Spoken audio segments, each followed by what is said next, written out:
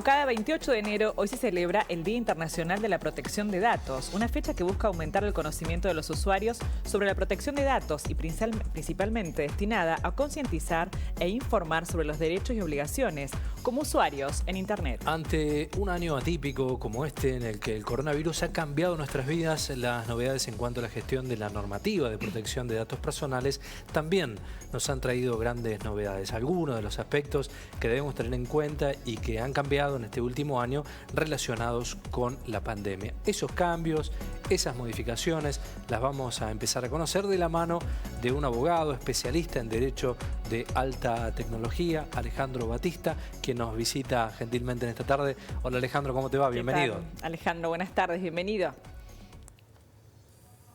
A ver. Creo que ahora sí, ¿no? Ahora sí te escuchamos perfecto. Bien. Bueno, Un gusto estar con ustedes. Igualmente. Bueno, hay un nuevo escenario completamente diferente a lo que era esto hace un año y medio, podríamos decir. Sí, un año por lo menos, claro. A ver, ¿qué es lo que define este nuevo escenario? Justamente donde exponemos muchas veces nuestros datos personales. Evidentemente en el año 2020, a partir de toda la situación generada con el coronavirus, la cuarentena, ha habido un proceso abrupto de digitalización, un proceso que se venía dando, pero se venía dando de manera paulatina y progresiva, con diferentes dinámicas. En general el ámbito privado ha ido avanzando en un sentido, la administración pública un poco por detrás, pero ha puesto de manifiesto la necesidad de que cada uno de nosotros, a partir de utilizar cada vez más estos ámbitos tecnológicos, sepa cuáles son los riesgos que uno está asumiendo y la importancia que tiene la protección de los datos personales. Porque además, digamos, la primera barrera de defensa es naturalmente una adecuada capacitación o alfabetización digital. Nosotros estábamos inmersos todos los días en un mundo de datos. Se ha llegado a decir que los datos son el petróleo de este siglo XXI y no falta razón a esa afirmación si vemos, por ejemplo, cómo las grandes empresas, sobre todo las grandes empresas tecnológicas, aprovechan, recopilan y explotan esos datos personales, muchas veces sin que los usuarios o los titulares de esos datos personales sean total o absolutamente conscientes de lo que están haciendo con esos datos. Claro. Doctor, ¿cómo estamos a nivel legislativo para esta protección de datos? ¿En cuánto nos protege la ley? Argentina a nivel legislativo está bien ubicada. De hecho, a nivel internacional existen los que se llaman ámbitos o lugares seguros o destinos seguros de datos personales, porque lo que hay también es un intercambio, un flujo de datos personales alrededor del mundo. Es decir, las empresas pueden estar localizadas en cualquier lugar y eso en general se promueve, pero se impulsa a nivel europeo, por ejemplo, que exista normativa. Y, como decía, hay un listado de países que cumplen con lo que son las exigencias, que implica fundamentalmente, por un lado, tener una legislación específica. Nosotros tenemos incorporado la protección de datos a partir de la reforma constitucional de 1994, directamente en la Constitución, en el artículo 43, y con posterioridad a eso se sancionó la ley 25326 y su decreto reglamentario que organiza toda la protección de datos en nuestro país. Y hay una autoridad de aplicación, un organismo que en su momento dependía del Ministerio de Justicia, que era la Dirección Nacional de Datos Personales, y ahora pertenece a la Agencia de Acceso a la Información Pública. Esto hace que Argentina esté calificada a nivel internacional como un destino seguro de datos, y no están todos los países en este contexto. Por ejemplo, Estados Unidos no está, porque no tiene justamente a nivel país estas cuestiones. Y a nivel sudamericano está Uruguay y, por ejemplo, Chile o Brasil todavía no han tenido esa calificación. Bien. Muy bien. Bueno, ¿cómo proteger justamente nuestros datos personales? A veces realmente no somos conscientes de la manera en que los exponemos, ¿no? Sí. O que se manipulan, ¿no?, nuestros propios datos. En principio, bueno, hay que ser conscientes de que nadie debería recopilar nuestros datos personales sin que nosotros prestemos el consentimiento. Primero, eso no siempre se sabe. Después, cuando se sabe, obviamente la lógica de funcionamiento de muchas aplicaciones o muchas plataformas digitales hace que si uno quiere realmente participar, no tiene más opción que prestar un consentimiento genérico de lo que allí se utiliza. Digamos, si yo quiero interactuar con Facebook, no voy a poder discutir los términos del contrato que tiene Facebook, sino que simplemente voy a estar allí y voy a poder aceptar o no aceptar. Pero allí se van vinculando los datos entre una aplicación y otra también, ¿no?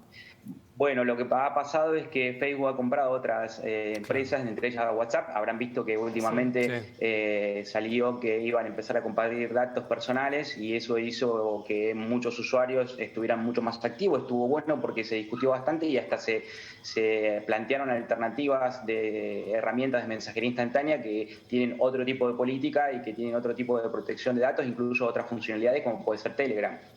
Claro, por ahí no tomamos dimensión y conciencia de la universalidad de datos en cuanto uno los aporta a la red social, lo que se universaliza y lo que queda, ¿no?, de nuestra información allí en la red. Iba a consultarle, doctor, respecto a esto que hablamos de la etapa pandémica, del teletrabajo, la llegada de la ley del teletrabajo y lo que implica esta ley para el contexto laboral de la Argentina. Bueno, Argentina tenía proyectos de regulación de teletrabajo y venía teniendo experiencias desde hace mucho tiempo. Hace más de 15 años que ha habido proyectos legislativos, que el Ministerio de Trabajo a nivel nacional tiene un observatorio de teletrabajo y que muchas empresas venían implementando. En el caso del teletrabajo se venía dando hasta ahora una circunstancia que muchas veces aparece en todo lo que tiene que ver con Internet y con las tecnologías, que es una especie de autorregulación. Es decir, que los propios actores, digamos, van actuando de manera de favorecerse mutuamente.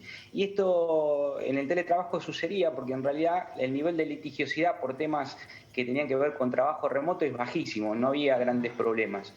Por supuesto que bueno, la pandemia cambió radicalmente toda esta cuestión y forzó el trabajo remoto o teletrabajo, home office, como se le dio también en denominar ahora, y eso activó nuevamente la discusión que terminó dando por resultado de la sanción de esta ley de teletrabajo, que creo que habrá que esperar a ver cómo se implementa, porque está prevista 90 días posterior a la que culmine el aislamiento obligatorio, pero que ha recibido críticas de ambos lados, de mostrador, digamos. Ha recibido críticas de la parte de las empresas y ha recibido críticas incluso también de agrupaciones u organizaciones de teletrabajadores. No ha dejado demasiado conforme. Yo creo que cuando la ley se empiece a aplicar, seguramente va a haber algunas presentaciones judiciales en algunos puntos que son más críticos de los que se han planteado. Bien. Doctor, ¿este 28 tiene que ver con una fecha especial del Día Internacional de Protección de Datos? Sí, es la fecha ya por bastante antes, por el año 81, creo, de la firma de un convenio en las que se empezaron a trazar las normativas para la protección de los datos por tratamiento automatizado de datos en el ámbito de la Unión Europea. Y a partir de allí, muchos años después, se conformó esa fecha como la conmemoración y para dar como puntapié, digamos, a campañas de concientización. La Unión Europea ha puesto su mirada en esta temática. Recientemente, en el año 2018, modificó lo que es su reglamento europeo para la protección de datos personales y realmente le prestan mucha atención y existen habitualmente noticias que tienen que ver con sanciones a empresas que no respetan esos datos personales.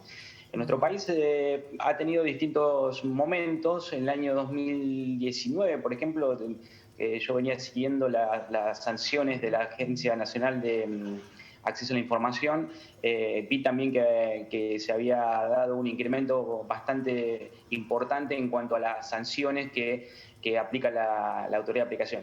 En definitiva, tiene que ver con que los propios ciudadanos hagan denuncia. Obviamente, en la medida que yo no conozco mis derechos o que no sé que, por ejemplo, me tienen que decir cuáles son los datos y por qué los tienen y para qué los tienen y si los cedieron, por qué los cedieron y no me avisaron, no hay denuncia, por lo tanto no hay sanción. Entonces yo creo que venimos en un proceso de paulatino conocimiento y ejercicio de esos derechos.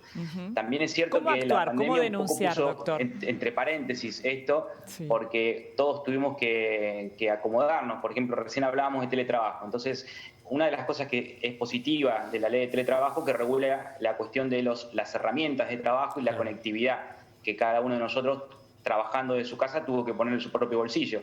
Y nadie, digamos, planteó ninguna queja en esto. ¿Pero por qué no lo planteó? Porque, bueno, la necesidad estaba dada en poder seguir trabajando ante la posibilidad de no trabajar y trabajar poniendo nuestros propios elementos. Se optó por esto último, pero todo eso se va a ir acomodando a lo largo de estos meses. Ese equipamiento debe ser entregado hoy por el empleador, lo que dice la ley, ¿no? Claro, hoy la ley ya establece que o bien debe ser entregado por el empleador o bien se le debe compensar al trabajador que pone su conectividad. Hoy básicamente cada uno de nosotros está trabajando desde su domicilio y es muy raro que haya tenido alguna computadora portátil para llevarse a su trabajo, sino que está poniendo o una notebook particular o su teléfono inteligente y su conexión a internet. En eso, digamos, la ley apuntó bien a que esa parte tiene que ser cubierta por el empleador. ¿Cómo denunciar en el caso de que se estén usando nuestros datos personales sin haber sido, previstos anteriormente? Eso se hace ante la Agencia de Acceso a la Información Pública. Hoy todos los trámites a nivel nacional funcionan a nivel de la plataforma de trámites a distancia, que está incorporada junto con lo que es el expediente electrónico a nivel nacional.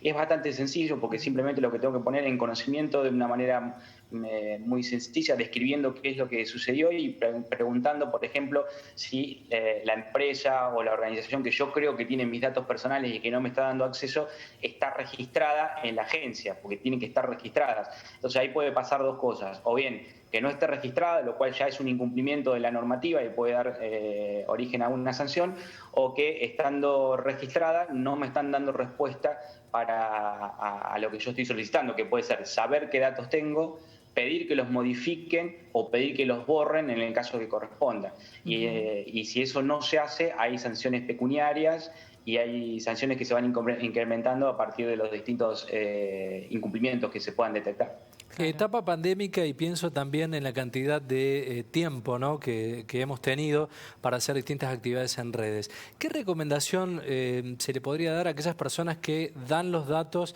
ante la primera de cambio, hablando vulgarmente, respecto a la información que se pide en redes? ¿Cuáles debieran ser los elementos a tener en cuenta antes de brindar información personal en cualquier sitio de Internet? Bueno, uno debería analizar si hay pertinencia, es decir, si yo necesito, para lo que estoy tramitando o para lo que estoy haciendo, es necesario sí o sí proporcionar determinados datos. Eso va a depender del contexto en el que estemos. Una cosa es cuando estamos interactuando con alguna entidad como puede ser nuestro banco, que seguramente nos va a pedir alguna información, aunque podemos aprovechar esta ocasión para aclarar que jamás los bancos van a pedir información respecto de las claves de acceso, ¿sí? O si estoy comprando a nivel electrónico, seguramente me van a pedir un dato como es el domicilio o como es el DNI, porque lo necesitan para poder enviar lo que yo haya comprado. Pero tratar de ser muy objetivos en cuanto a no proporcionar demás datos que no tienen pertinencia, que no tendrían por qué preguntarme de acuerdo a la interacción o a la situación en la que estamos interactuando a nivel electrónico.